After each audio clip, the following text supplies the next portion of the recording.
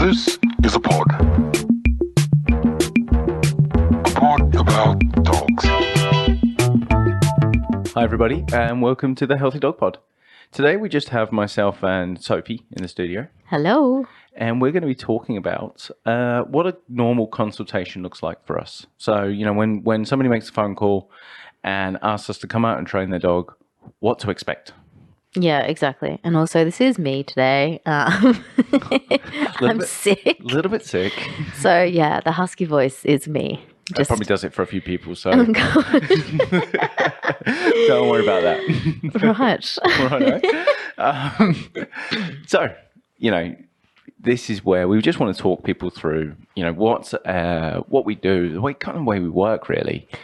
Because I think, you know, as a dog trainer or as a person that's needing a dog trainer, they're obviously, they know that they've got a problem. They probably don't know what it is. You know, they're probably calling us because the symptom is presenting, but they probably don't know what's causing it. And so we try to explain, well, this podcast is to kind of explain like the whole process. Yeah, I think the most thing that we get when people call is, as you said, they don't know what's going on. They also sometimes regret to tell us all the information as well. I think people get a little bit embarrassed, where this is where we kind of want to say to you, don't be embarrassed. We're not judging you. We're actually here to help you. We need to know every single thing that's happening. And for example, I had a client call me and regretted to tell me that the dog bites people that walks into the house. Yeah, and and I walked in and they went, oh, that's weird. She usually attacks people that walks in. I'm like, guys, you should have told me that before I got here. Lucky I know how to walk into a house.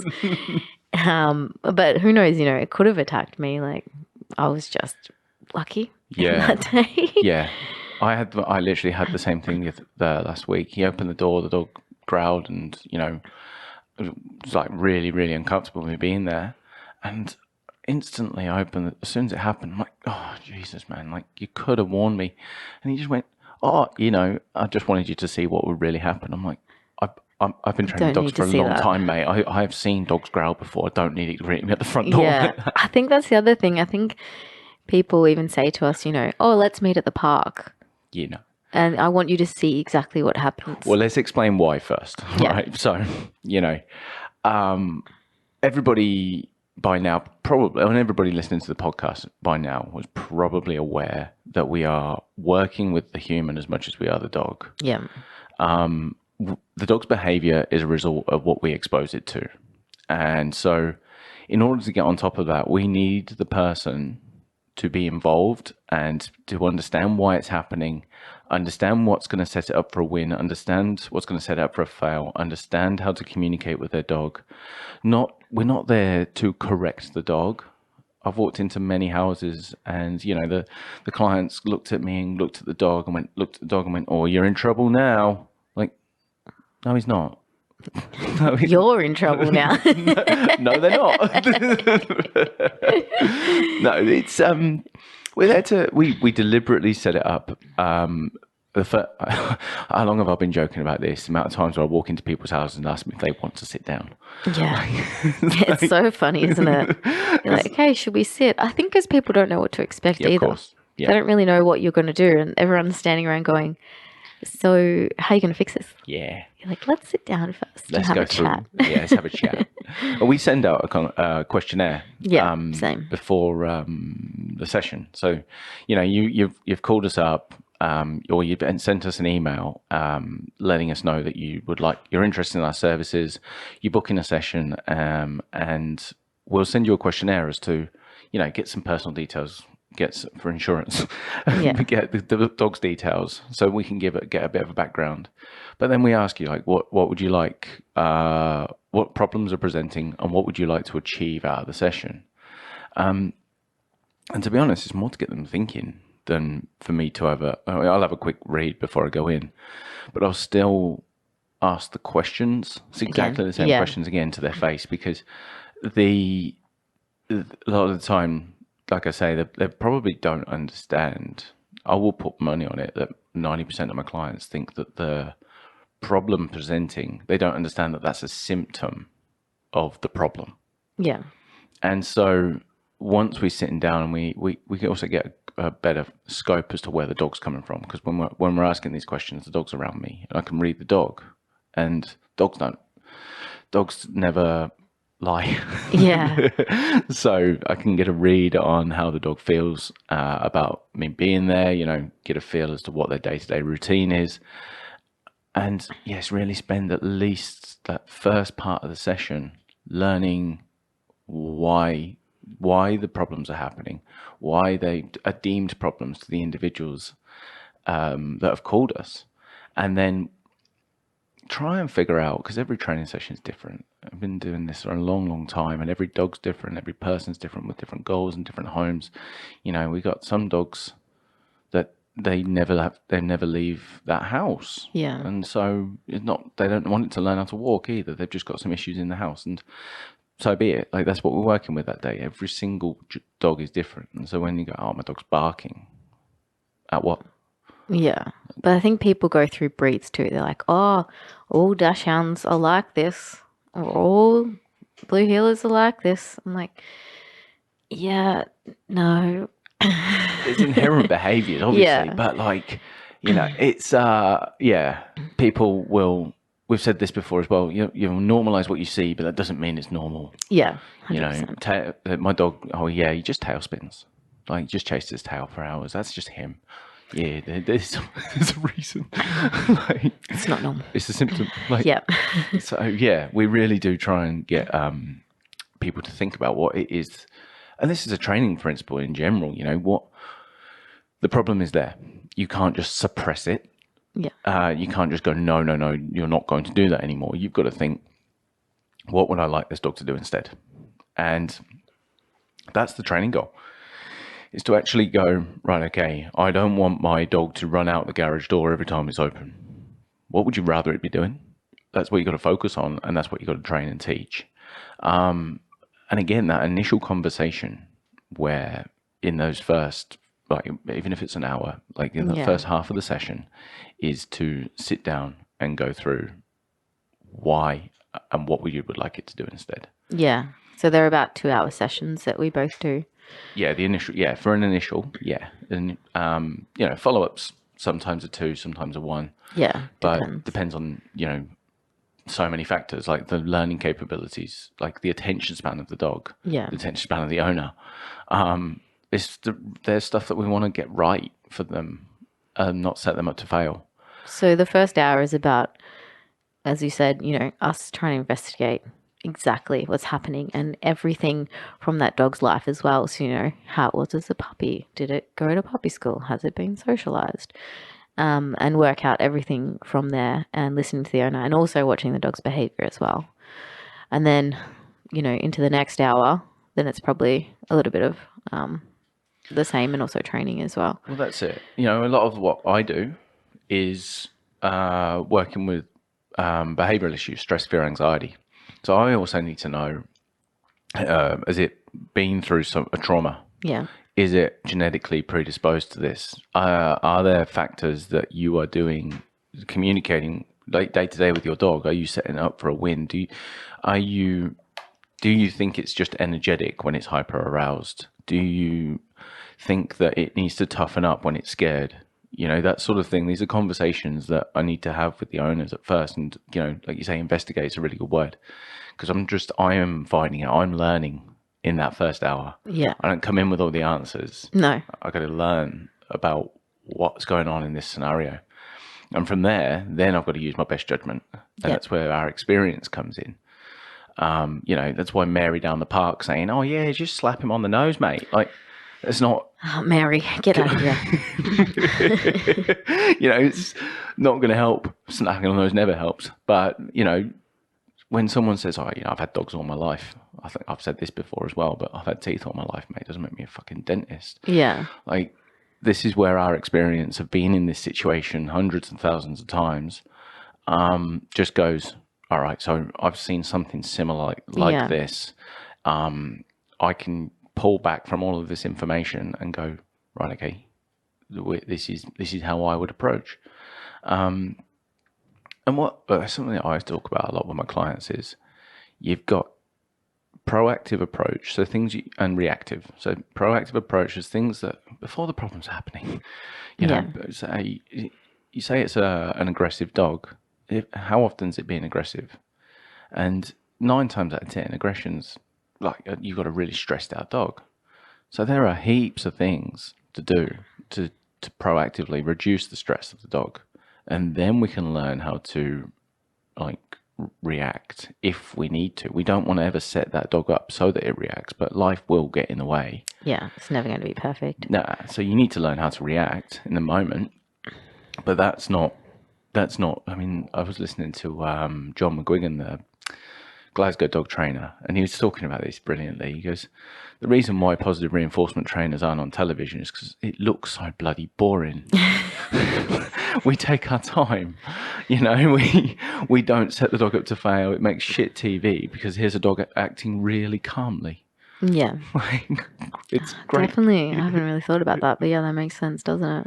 Yeah. Whereas those dipshits that are taking dogs in to fail and then like correcting them makes great TV. Well, it doesn't make shit TV in my opinion, but it basically it will grip the audience because it's adrenaline fueled, and it looks really like really intense. That's if your dog trainer looks like that, he's setting you and your dog up to fail.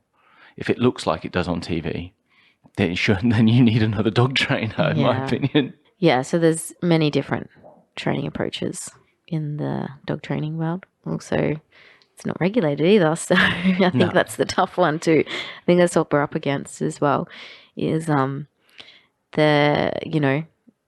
can be a dog trainer right now at this moment. Even if you have no experience at all, you can still call yourself a dog trainer. And that's actually quite scary because a lot of people don't educate themselves and don't do dog training courses and don't talk to dog trainers or go sit in with other dog trainers, which is exactly what we've both done, trying to get all the information that we can. And that scares the hell out of me. Yeah, like that sentence, I know dogs. Like, do you? It's typically people that have had dogs a long time, probably had a difficult dog themselves and got a win in their mind. They managed to suppress the behaviour that they disagreed with, and then tried to pass on that knowledge. And do you know what? I can't talk. That's how it started. Yeah. I realised as well, having conversations with other people, that I knew nothing. And sitting there, and there was a couple of conversations. I remember sitting there talking to Julie Ashton. She's a veterinary behaviourist, and she was talking to me about about being a dog trainer. And she'd reached out to me and she'd asked if we could have a coffee and a catch up, and we're sitting there talking away. And I walked away from that conversation at the time really confident. I was like, yeah, that went really well. And then I know what I said in that conversation. I was talking about how, I can, this is back when I first started, when I was still doing correction. And I was talking about how, you can just stop the dog from reacting like that. And in hindsight, like, I remember that conversation really clearly. I remember her face when I said it, and she just looked at me like I'm some sort of fucking alien. Because I was an idiot. I was wrong. But on reflection of those conversations, I wanted to go and learn more, because I knew that I certainly don't know everything, but I know a hell of a lot more than I knew then. But at least you can accept that now, and you can say, I was wrong and I went out and learned. And I think that's the most important thing. If a trainer says, sometimes with you, Ian, there might be a dog that, I say, can I sit in? And you'll be like, oh, actually, this is human aggressive, so no, don't come, which is totally fine. But every other consultation I've said, can I sit in with you? You said, yeah, for sure. And I think if a trainer says, no, you can't sit in, there is a little bit of a red flag sometimes, depending on the situation. Yeah. But, if you want to be a dog trainer, ask to sit in with a trainer. Yeah. Ask to go, to a class or a puppy school or just even for a coffee and chat with them about it. Yeah. That's it. Like you say, there's human aggression ones where it's not safe for the other individual. Yeah. But it's also not fair on the dog because aggression is No. fear-based, and Yeah. setting that dog up with a load of people in its living room, definitely not in the best Not interest of the dog. Yeah. So yeah, but you know, everybody that has ever approached me about sitting in with dog training, they'll know that I'm an open book. I've Yeah. got no, there you go, come and sit in, and if I've got time, if I've got time, you can sit in, and I think if I'm doing my consult week looks like I think 70% of my consults there is somebody sat in there. Yeah. Either one of my team or somebody that's studying or yourself or, somebody that's got an interest, dog walkers, they'll come and learn. Like if a dog walker's referred me, I want them to come and sit in. Yeah. Dog groomers referred me, I want them to come and sit in and see what we do, because we try to, it's about education. And if everybody is on the same page, we are, like I said earlier, we're teaching the person what it is we would like them to do, setting them up for a win, management and training. If everybody's pulling in the same direction, then brilliant. That's how we're going to get success, because in simple terms, it's consistency, isn't it? Yeah. I think one of the big things that might surprise people, though, is especially when I'm working with stress, fear, anxiety, or like hyperarousal, if it's been going on for some time, and some time is like a month, realistically, if the dog's been consistently hyper-aroused for a month, or aggressive for a month, or fearful for a month, that has been wreaking havoc on the nervous system of the dog for at least for that time. And sometimes, I've come in and they're like, dog's been doing it for 10 years. Stress break. I ask people to slow down, and I always say, at this point in time, less is more. Your dog is not in a frame of mind where it can learn anything because the nervous center's on. So I want what we're going to do from this point forward, like until our next session, is fuck all. Yeah. And people go, what? What do you mean nothing? You're like, yeah, really strip it back. Yeah. Imagine you were stressed and I'm trying to teach you Japanese. Yeah. You'd be like, oh, I can't take in this information. I'm too stressed right now. Yeah. With the thought of that, with how busy my life is, I'm not a stressed out person, but I can teach you if you want. I ain't got time to learn Japanese. It's the first thing that comes to my mind. Yeah. It's we go through ways to actually settle your dog down. Talked about hyperarousal in the past, and like nobody calls a dog trainer because they can't get excited. If I had $1 for every time you said that, I know. I'd be so rich. If I had $1 for every time I said it, You'd be even I'd be richer. a bloody millionaire. No, teaching calming exercises. Yeah. Like I say, it's chemical reactions in the brain. It's by this point, it's adrenaline fueled. It's loaded on cortisol, and we need the brain to be normal so that it can learn. And by normal, I mean thinking, not running on impulse. And so we go through loads of calm and independent behaviors, is what I call it. So, eating, peeing, pooing, sleeping, drinking, sniffing, and chewing. You get your dog being a dog, and all of those behaviors, they are calm and natural behaviors that release serotonin. They're drainage, they're emotional drainage, and they allow the dog to recover. And people go to me, "Oh, my dog's not food motivated." And I'm like, "Your dog is too stressed to eat, mate. What's your dog living on? Air." Like, fuck. My dog doesn't sleep. They said, "That's the problem. That's not. That is the problem. Get your dog sleeping right. Get your dog eating right. Get the basics of dog ownership right." I think most people, what they forget to do, or not forget to do, rather, they almost take it for granted, is they assume that the dog feels safe in the home. And 9 times out of 10, the dogs that I'm working with, not all dogs, obviously, but the dogs that I'm working with that are carrying stress don't. That they normalize what they see. And I know I've already said that today, but that dog that constantly paces around, the dog that stands there like a lost sheep, the dog that barks at the front window every day, the dog that hovers by the front gate or the front balcony or the front window or the front door every day. The dog's awake and alert, and its nervous centers on, and we need all of that to be stripped back and sleeping, so that it can rest. The dog, in order to do any of those 7 behaviors, the dog has to drop its guard, and in order to drop its guard, it has to trust its environment. So if they're not doing it, it's communicating, I don't trust my environment. So we get those right. Yeah. And then we can work on dog aggression. Like, people are aiming, like they're at the end. And I'm like, yeah, nah, mate, you need to come bring back. it back. That's like my sister. She has GSP called Kevin. Yes, his name's Kevin. Great name. And My I best was name. there on the weekend, and it was really interesting. He was pacing up and down the hallway, and she's going, "Oh, you busy boy, Kevin." I'm like, no. Okay, we need to stop this and give him something to do. So she had like doors to the hallway as well. So we shut off the doors, brought his bed out, so gave him an option to rest, and an antler straight away. Boom. Yeah. Sat down. Settled him rested. down. Yeah. I was like, if you see him doing that, that's not normal. That's not good. She was like, oh, I just thought he was being busy. Yeah. What? She thought it was normal. Imagine if it was a human pacing up and down the fucking hallway. What are you doing, mate? Yeah. Right, lay down, you idiot. But it was Imagine good. that every day. So sorry, Yeah. I know. I'm just going to hold you on that point for a minute, because Yeah. imagine that every day.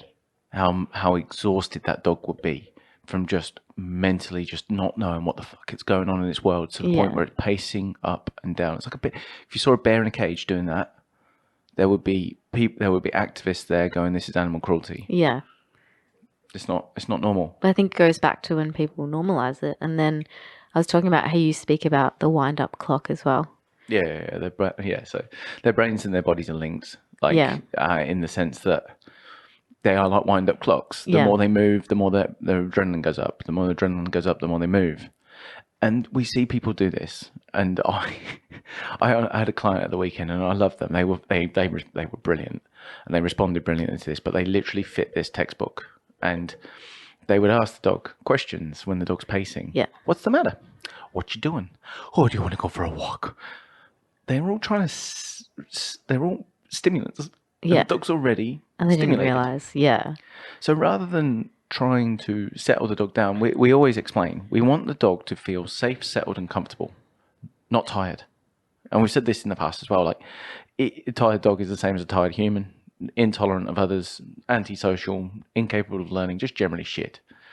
But a dog, and any individual that feels safe, settled and comfortable is the most social being. Like, it's perfect, it's capable of learning. Yeah. Because the thinking side of its brain can work.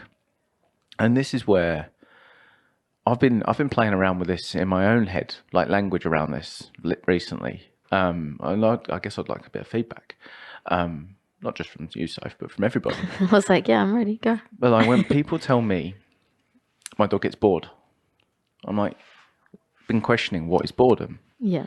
and it's agitation. It's the inability to settle. And sure, like, maybe you do need to go for a run that day. Maybe the dog does need to get up and go for a piss. Maybe the dog needs to get up and have a drink, and maybe the dog hasn't been fed that day and needs some food. And maybe it is playtime. But if the dog is just always having to do that, that's weird. Like, it's not just constantly bored. By this point, the dog has learned has never learned how to settle. And I think we have a culture where people try and distract all the time because they're worried that the dog's, well, one, we've talked about energetic, but bored. And everybody seems to forget that just let the dog relax. I think when people see their dog relax, they're like, is it sick?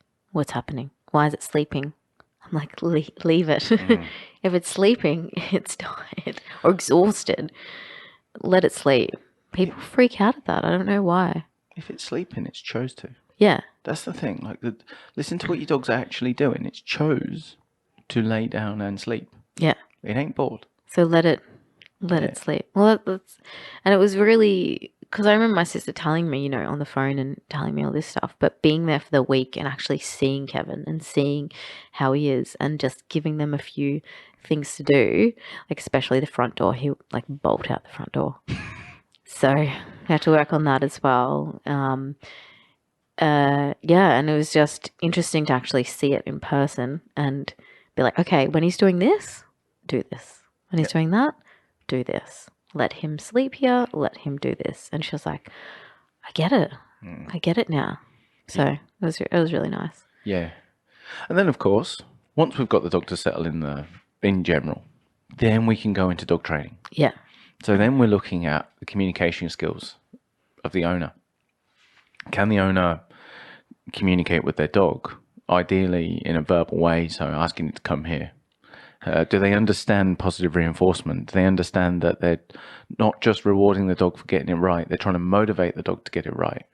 Do they understand that positive reinforcement alters the emotional space of the dog and makes it feel better, and you can't reinforce a negative emotional state? Are they prone to using punishment? How does the client move? You know, some people are very imposing. So important.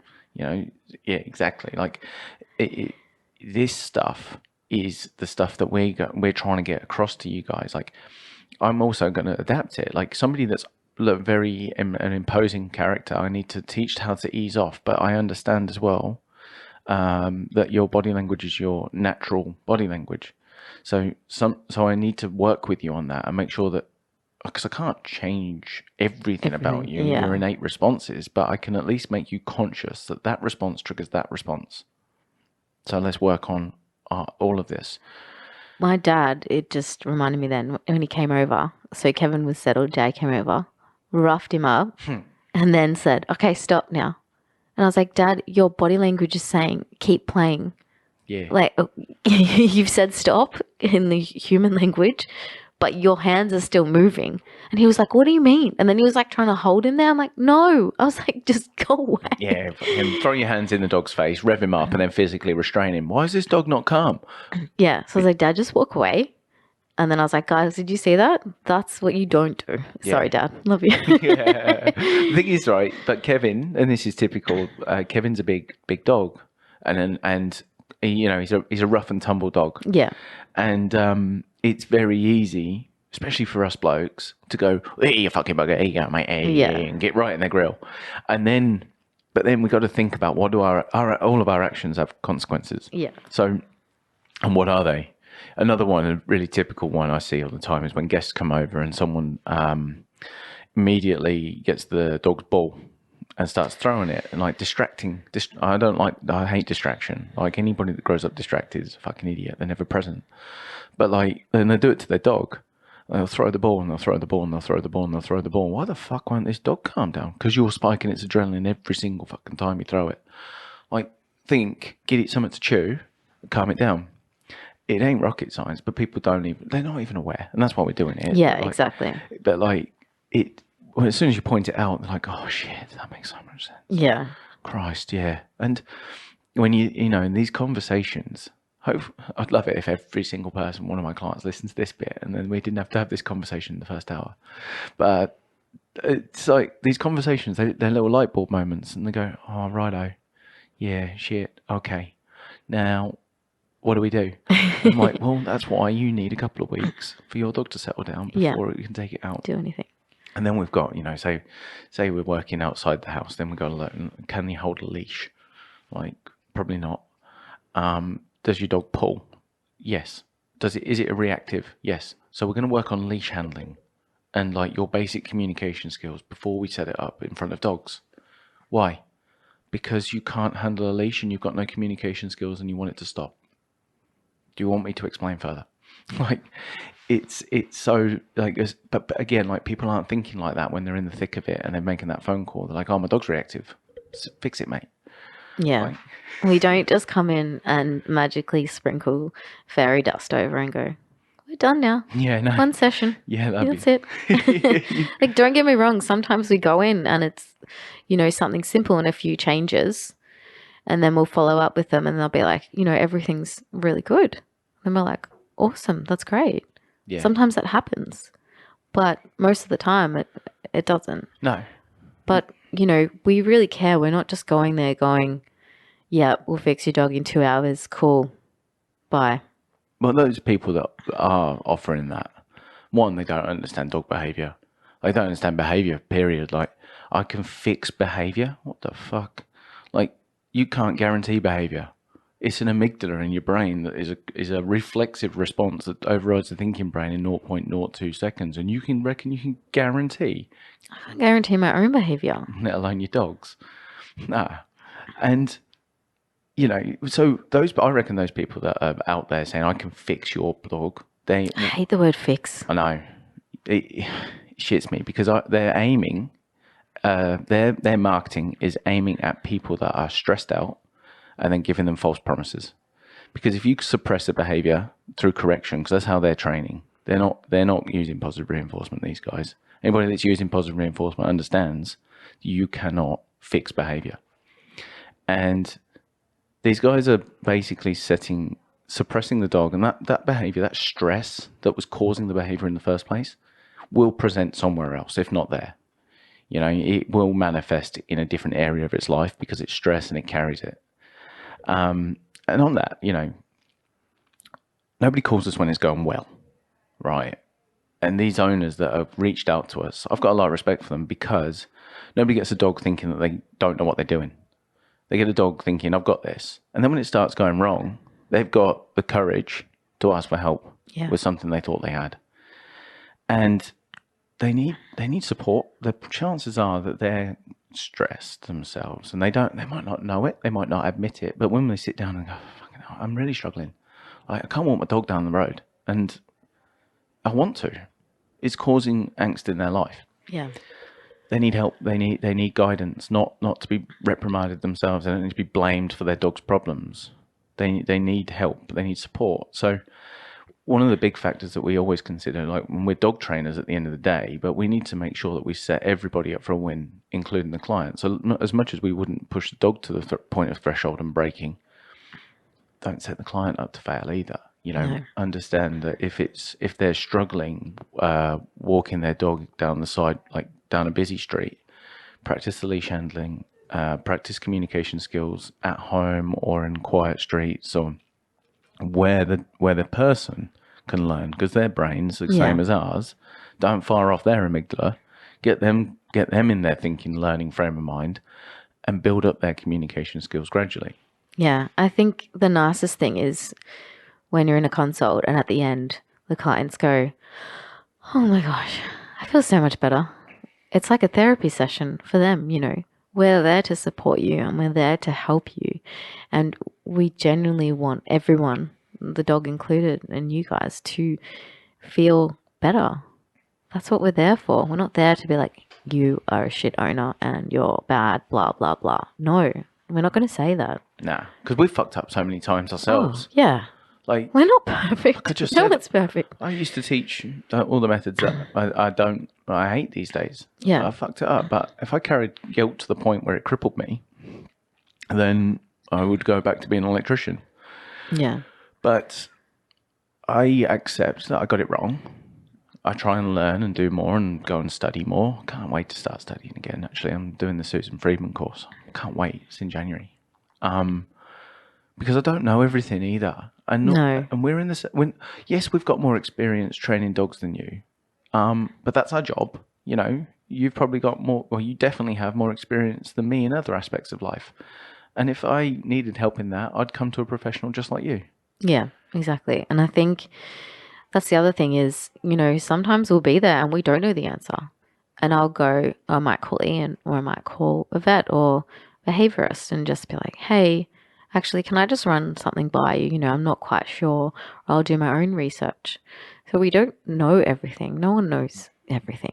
No. So we're still learning as well. And yeah. Getting that experience, like having that support team around you, like we do work with vets and we do work with dog groomers and we do work with dog daycares and we do work with dog walkers and we do work with veterinary behaviourists. They're our support team as much as we are theirs. We're a community. And between us, hopefully we know enough to get on top of most cases. Yeah, definitely. So that's pretty much what sums up an initial consult for both of us. And yeah, we do it slightly differently, but it's pretty much the same information that they're relaying. But as you said before, remember, every dog's individual. Every dog's different. So no consult's going to be exactly the same. Yeah. Ever. Yeah, I've never done the same job twice. Yeah, no. Like, and that's the best part of my job. Yeah, it's always different. It's the most challenging part of my job. But there might be little things that are the same that you've seen before, as you said, oh yeah, that dog had that and he had this, so maybe it's that. Let's delve more into that. Actually, yeah, and one of the things just one last thing to add to that is we know that people learn in different ways. So some people learn through listening, some people learn through watching and doing, and some people learn through reading. So in the consultation, we'll explain, we'll demonstrate, and we'll try and give you an opportunity to do, and then we'll write it up for you afterwards. Yeah. Because we want to give everybody the best opportunity to learn. And I'm in the habit of saying these days, right, as I leave the consultation, I say, look, if anything is unclear, that's my fault. I've not explained it well enough. I've got a team there for support. Email us, call us. It doesn't cost you anything.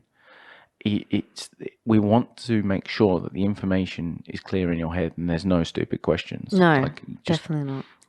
Our job is to get the information across to you and teach you as best to our ability.